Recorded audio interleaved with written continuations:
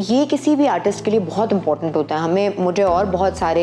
Developers ने approach किया होगा और मैं डर जाती हूँ ये कहते हुए कि यार अगर मैंने कुछ कहा या मैंने किसी का मैसेज डिलीवर कर रही हूँ तो वो अल्लाह ताला की पूछ फिर मुझसे भी होगी, क्योंकि लोग तो हमारे चेहरों पर रिलाई करके आगे जाते हैं। सो मुझे बड़ा डर लगता है। मैंने आपको पता है बहुत सारे प्रोजेक्ट्स इसलिए मना किए हैं कि मैं नहीं करूँगी, हालांकि उसमें वर्ल्डली अट्रैक्शन बड़ी होती है ना कि पैसे भी मिल जाते हैं ये वो, बट मुझे डर लगता है। इसीलिए मैंने अपनी टीम को लगाया था कि नहीं पूरी रिसर्च करें, और उसके बाद मैंने सोचा no I should do this because मेरे बहुत सारे और फ्रेंड्स ने ये किया है, और अगर मैं भी इन्वेस्टमेंट छोटी मोटी कर लूँ तो क्या बुराई है। देखिए, लोगों की जो इनसिक्योरिटी है उसका आंसर आपने खुद ही दे दिया कि अगर आपने रिसर्च की है तो प्रॉपर्टी में तो कोई बंदा भी है वो अपनी डेफिनेटली रिसर्च करता है और देन इन्वेस्ट करता है। तो लेकिन जो हमने ये देखना है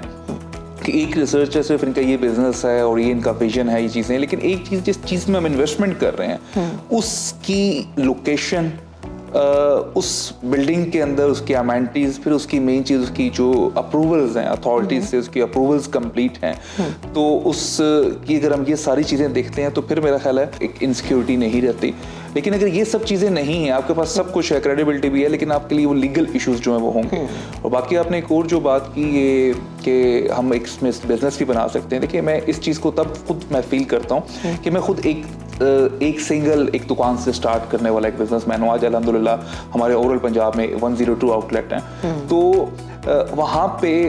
एक चीज़ हमेशा सोचते थे कि इस बिजनेस के साथ साथ हम ऐसा अपना कोई एसेट बनाएं। अब वो एसेट इस तरह से नहीं बनाया जा सकता था कि उसमें से पैसा एकदम निकाल लें और कोई प्रॉपर्टी परचेज कर लें। लेकिन अगर नहीं बना रहे तो सारा कुछ इसी के अंदर है, तो थोड़ी थोड़ी अमाउंट्स पे हमें कोई ऐसा, ये चीज़ मेरी रिक्वायरमेंट होती थी कि मुझे ऐसा एक सिक्योर इन्वेस्टमेंट की अपॉर्चुनिटी मिले। आपको पता है मेरी रिक्वायरमेंट किसी, जैसे आपने अभी कहा कि मेरी रिक्वायरमेंट ये होती थी, तो मैंने अपने बिजनेस को या अपनी चीज़ को इस तरह से मुझे होता है कि जब आपकी बहुत सारी और अथॉरिटीज़ इन्वॉल्व हो जाती हैं ना, जैसे एक बिल्डिंग को बनाने में सिर्फ एक डेवलपर तो नहीं होता, बहुत सारी अथॉरिटीज़ और होती हैं।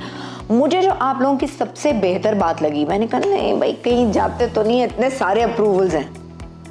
और वो अप्रूवल्स बाय द वे आप लोग प्रमोट भी करते हैं कि हमने इससे भी अप्रूवल लिया हुआ है, हमने इससे भी अप्रूवल लिया हुआ है। तो अप्रूवल ऐसे तो नहीं, जो फाइनल अथॉरिटी है ना आपके पास, अगर फाइनल एनओसी है तो आपका फाइनल अप्रूवल है, उसके जितने आपको रेलेवेंट अप्रूवल्स चाहिए तो वो आपको अप्रूवल्स मिलेंगे, देन आपका जो है वो फाइनल अप्रूवल होगा। लेकिन जो मैं एक बेसिकली एक चीज़ जो एक्सप्लेन करना चाह रहा हूँ वो ये है कि जब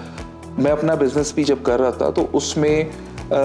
ये सब चीज़ें जब मैं फील कर रहा था कि मुझे चीज़ें चाहिए, तो आज वो सेम जो प्रोडक्ट मैं देना चाहता था लोगों को,